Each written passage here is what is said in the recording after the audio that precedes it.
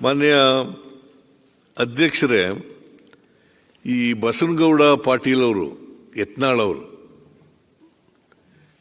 ಇವರು ಕೂಡ ಮಾತನಾಡಿದ್ದಾರೆ. ಅವರಿಗೆ ಧನ್ಯವಾದಗಳು. ಅವರು ಏನು ಸುಳ್ಳು ಹೇಳ್ಬಿಟ್ಟಿದ್ದಾರೆ ಅಂತಂದ್ರೆ, ಸದನಕ್ಕೆ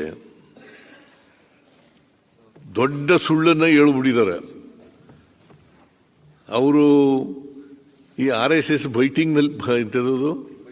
ಬೈಠಕ್ನಲ್ಲಿದ್ದಾರೋ ಅಥವಾ ಇಲ್ಲಿ ಆ ಸದನದಲ್ಲಿದ್ದಾರೋ ಅಂತ ಗೊತ್ತಿಲ್ಲ ನನಗೆ. ಏನಂತ ಹೇಳಿದ್ದಾರೆ ಅಂತಂದ್ರೆ,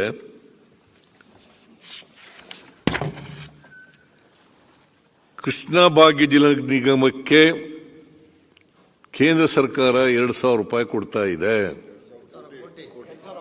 2,000 ಕೋಟಿ ಕೃಷ್ಣ ಜಲ ಭಾಗ್ಯ ನಿಗಮಕ್ಕೆ 2,000 ರೂಪಾಯಿ ಕೊಟ್ಟಿದ್ದಾರೆ. 2,000 ಕೋಟಿ. ಆಮೇಲೆ ಕರ್ನಾಟಕ ನೀರಾವರಿ ನಿಗಮಕ್ಕೆ 2,000 ಕೋಟಿ ಕೊಟ್ಟಿದ್ದಾರೆ. ವಿಶ್ವೇಶ್ವರಯ್ಯ ಜಲ ನಿಗಮಕ್ಕೆ 3,300 ಕೋಟಿ ಕೊಟ್ಟಿದ್ದಾರೆ. ಹಾಗೂ ಕಾವೇರಿ ನೀರಾವರಿ ನಿಗಮಕ್ಕೆ 3,000 ಕೋಟಿ ಕೊಟ್ಟಿದ್ದಾರೆ. ಒಟ್ಟು 10,000 ಕೋಟಿ ರೂಪಾಯಿಗಳನ್ನು ಕೇಂದ್ರ ಸರ್ಕಾರ ರಾಜ್ಯಕ್ಕೆ ನೀರಾವರಿ ಯೋಜನೆಗಳಿಗೆ ಕೊಟ್ಟಿದೆ ಅಂತ ಹೇಳಿದ್ದಾರೆ. ಅವರು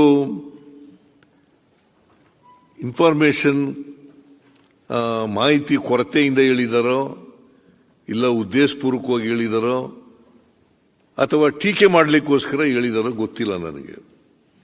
ಆದರೆ ವಾಸ್ತವ ಏನಪ್ಪಾ ಅಂತಂದ್ರೆ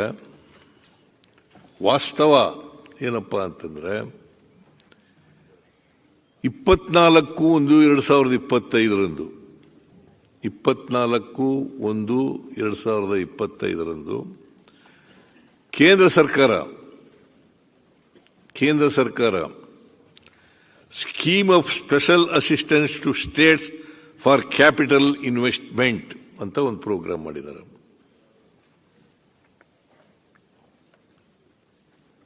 ಈ ಯೋಜನೆ ಅಡಿಯಲ್ಲಿ ಎಲ್ಲ ಸ್ಟೇಟ್ಗಳಿಗೆ, ಇದು ಬರೀ ಕರ್ನಾಟಕಕ್ಕೆ ಅಲ್ಲ ಕೊಟ್ಟಿರೋದು, ಎಲ್ಲ ಸ್ಟೇಟ್ಗಳಿಗೆ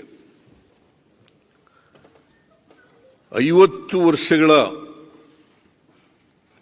ಇಂಟ್ರೆಸ್ಟ್ ಫ್ರೀ ಲೋನ್ ಎಲ್ಲ ರಾಜ್ಯಗಳಿಗೂ ಕೊಟ್ಟಿದ್ದಾರೆ. It is not A grants. ಮತ್ತೆ ನೀವು ಹೇಳಿದ ರೀತಿ ಕೃಷ್ಣ ಜಲ ಭಾಗ್ಯ ನಿಗಮಕ್ಕೆ 2,000 ಕೋಟಿ, ವಿಶ್ವೇಶ್ವರಯ್ಯ ಜಲ ನಿಗಮಕ್ಕೆ 3,300 ಕೋಟಿ, ಕಾವೇರಿ ನೀರಾವರಿ ನಿಗಮಕ್ಕೆ 3,000 ಕೋಟಿ, ಆಮೇಲೆ ಕರ್ನಾಟಕ ನೀರಾವರಿ ನಿಗಮಕ್ಕೆ 2,000 ಆ ಥರ ಕೊಟ್ಟಿಲ್ಲ. ಅದು ಕೊಟ್ಟಿರೋದು ಏನಪ್ಪಾ ಅಂತಂದ್ರೆ, ಮುಳವಾಡ ಏತ ನೀರಾವರಿಗೆ 200 ಕೋಟಿ, ನಾಟ್ 2,000 ಕೋಟಿ, 200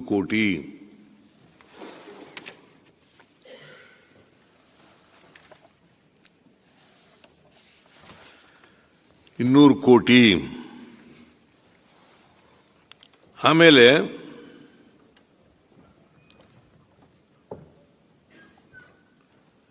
ಮಂಟೂರು ಮಹಾಲಕ್ಷ್ಮಿ ಮೆಳ್ಳಿಗೇರಿ ಮಲಪ್ರಭಾ ಯೋಜನೆಗೆ 200 ಕೋಟಿ.